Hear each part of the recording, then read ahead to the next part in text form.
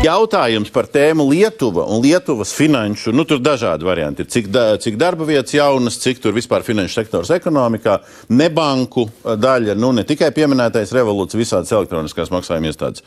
Un, nu, viņiem tā līkne šajos gados, nu, viņi tagad ir piebremzējusies, bet tā līkne gāja arī tajos gados, ka jūs bijāt jau Latvijas Bankas prezidents. Un kāpēc mēs negājām līdzi?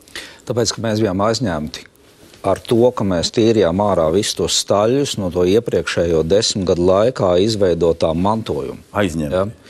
Jā, lai iztīrītu AML visas lietas ārā, un līdz ar to tajā brīdī šādus riskus uzņemties tiešām nevarēja, jo bija citas problēmas, kas jārisina. Bet, piemēram, parlamentārās izmeklēšanas komisijas minētajā Rokpeļņa kunga šajā pielikumā, manuprāt, ļoti labs materiāls. Ja? Un daudz no šiem lietām Latvijas Banka no 23. gada ir ievies. Un tagad runājot par to pašu fintech stāstu. Ja? Šī gada laikā esmu panācis, ka caur Eiropas centrālās bankas padomu tiešām ir izstumts cauri risinājums. Un nebija vienkārši. Tas tiešām bija ar konfliktiem dažādiem. Ja? Bet ir panākt iespēja, ka pie centrālās bankas maksājuma sistēmām var pieslēgties nebankas. Proti, mums ir iespēja radīt fintech segmentu. Ja?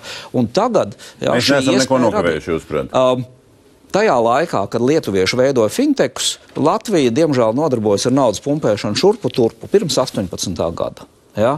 Tagad mēs šīs problēmas esam atrisinājuši, nolikts malā, un mēs varam sākt nākošās lietas darīt. Un līdz...